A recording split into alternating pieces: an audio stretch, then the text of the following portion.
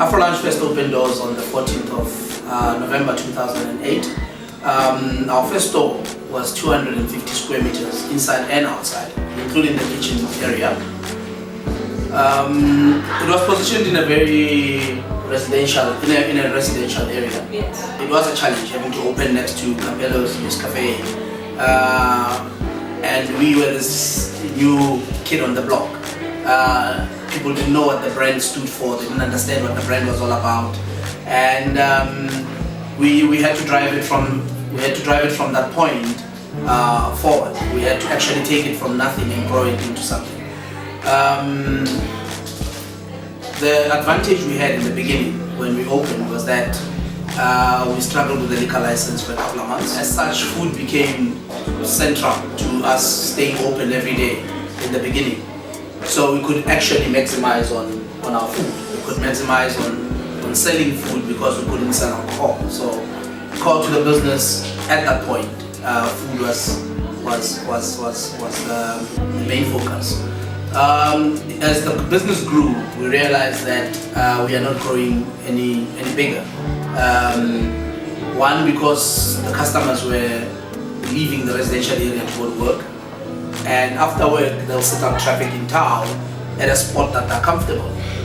And that kind of gave us an idea that we should actually look at moving into town, where our customers were most of the day. If they take a lunch break, we are close by. If they're coming out of work, they can walk across or drive through, park, have a drink, have a meal perhaps, and establish a destination restaurant of sorts in town. As such, we started looking around for venues in town, and the State Theatre came up as a perfect venue for us to move our restaurant to. I think our biggest challenge was the size. Although we were faced with challenges of a bigger space at the State Theatre, we didn't want to lose the look and feel we had at the previous address.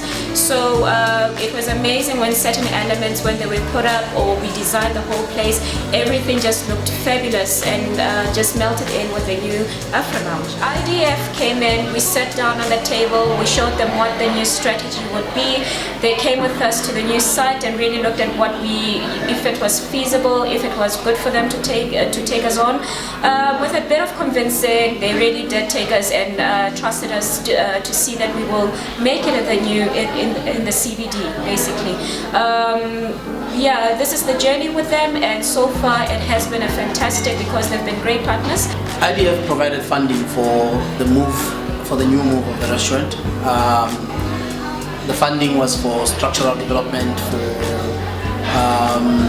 setup costs as well, and some bit of running costs for a while. Came in very handy. From our perspective, it has been a very fruitful or beneficial relationship and partnership, whereby opportunities were presented to us. There were mentoring sessions that we had.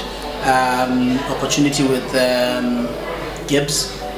They provided opportunities with Endeavor. So kind of lead the way, give us an indication of where we could go to find help to actually grow, you know what I mean?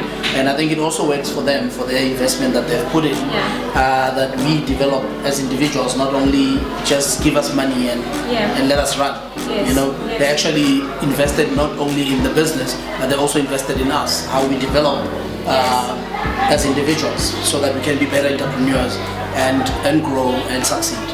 So it has been a very fruitful relationship.